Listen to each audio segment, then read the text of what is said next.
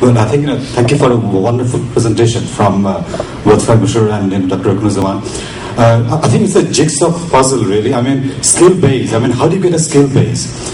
I mean, skills, has to come. I mean, if I had the authority to run Bangladesh, I would look at it like this. Well, the skill base won't just come from the sky. As Dr. Mamit pointed out, it has to come from the primary, secondary school level.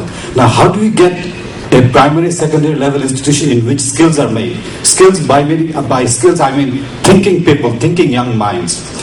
You have to be able to attract good teachers. Good teachers just cannot be hired by money. They need an environment which will attract them.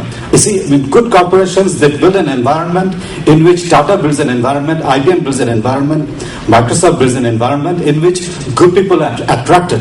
If the country does not build an environment in which primary, secondary schools can attract good teachers, they won't build skills. Now, after that, we must have an environment in the country where investments can come in to produce or manufacture or to do things like, I think Dr. Okunuzaman mentioned. And that also needs an environment in which, people will be attracted, merit will be attracted, and good intention, people will be attracted. That's very fundamental. Unless we address these, no skill base will happen, no global IT service can be serviced from Bangladesh. So naturally, of course, then comes the universities, institutions and all. So it's a jigsaw puzzle, but we must know what to do, what to do when. Primary school, secondary school, and the higher, up to HSC level. If you do not address that, no matter what you do, you cannot build skills.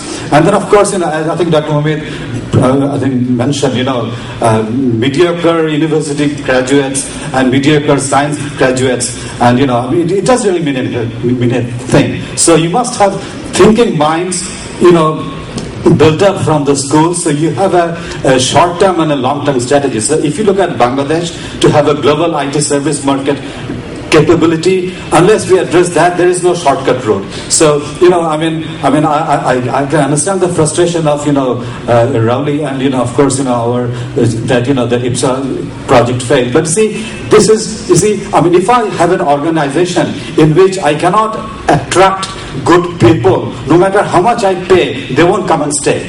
So such projects will come and fade away. So unless we address that, nothing will happen. So I think, we should really know where to put our mind. Thank you.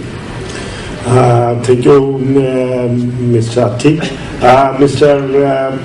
Furkan, Secretary General of BICC. I think BICC has also a lot of responsibilities, and BICC was doing it. I just like to refer to the information that Dr. Anwar said that there is a gap between industry and academia. It was there since 2003, 4, and 5, but we worked hard to reduce the gap, and IPSA was the result. And I can still remember more than 30 of the academicians, they used to come to BICC, and we had to discuss hours after hours with the industry and see the result of that. We are very much frustrated. It's a very shocking news for the industry. I think government should reconsider those things, how to do it. But again, we're not depending on the government only to do that, because this is a project government has to recognize. But the financing and operational model of this could be done through BICC and the IT industry along with the academician with private public partnership model. And that should be the way, actually. I think from our concept of IPSA, it really it got something to the bureaucratic model. That's how some confusion happened in the government also. That my information was there like that. It should not be a company again from the government, because in government a lot of companies have failed, so why another company? This kind of discussion was at the high level of, at the government level was happening. So the wrong signals was there, not persuasion, real persuasion maybe was not there from the private sector or from the government level that IPSA should come. So it's a discussion I thought I should share with you. Next thing, I want to also comment on some of these. First of all, I like to thank our keynote speakers. especially Dr. Okunuzaman. He's from the academia side and he's with us for 1 decade with the industry. He gave a very thoughtful meaning. He was working with BICC and the industry for making the CMI level companies in 2001, 2, 3, 4. I can remember I took training from his in 2001. After that, in 2007, the companies came into CMI. But we see that if the culture of quality consciousness is not very much built in with the students and with the whole society, then it doesn't come in a certification process. The certification process we see, we invest, but that goes in vain. Of course, from the industry, I can say my company, as a CMI level 3 company, we got benefit. Some of the benefit we got. That's why we could reduce some of the, earlier in the industry could not really configure that how many months that they require to develop a product. At least we could say that in the industry we practiced and found that after the CMI level, we could recognize the steps, even if we develop the things.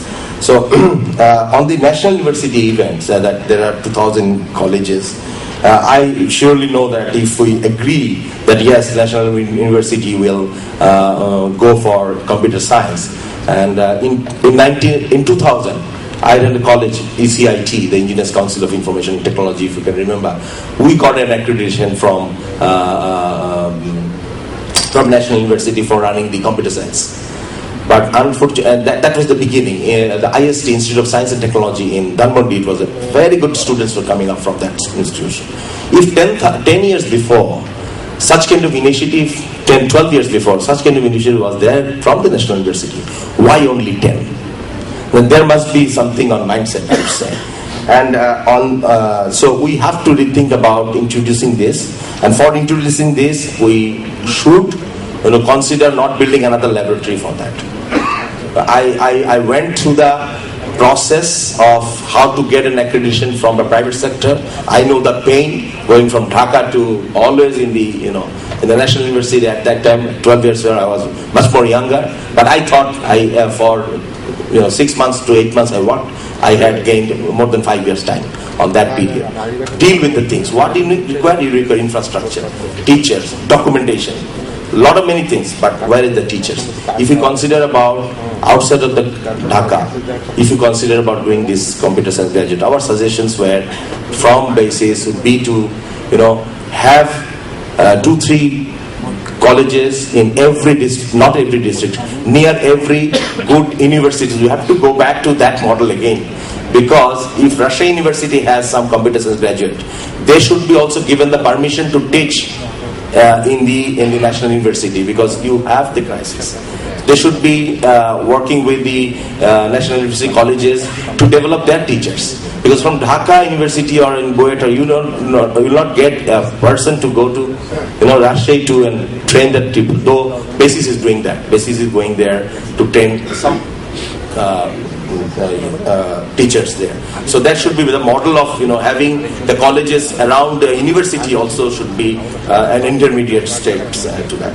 And we also like to know from sir that where if the deregulation happens in National University, will it be the eat pathor and other things, or a bureaucratic administration, or will it be more effective on getting outputs? So those are the things should be taken. On the technical issue, we didn't talk that much.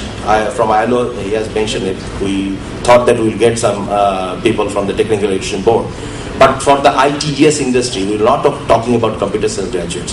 The ITES industry really requires those things. We can remember 6-7 years before we were talking about the formal education for the graphics people. Unfortunately, the master of graphic is here, our chairman, Mr. Saravalam. We discussed. I was with his board at that time. But since then, it's been 6-7 years. We haven't seen that much is coming up.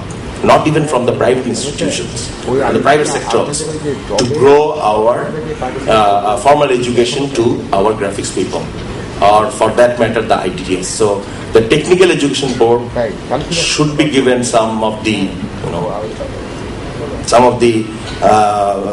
thought process to expand the whole curricula to the nation, to our people, are really, really intelligent. And it doesn't need to be a computer science graduate or a graduate to even serve with the ITSC. So that should be also considered very importance.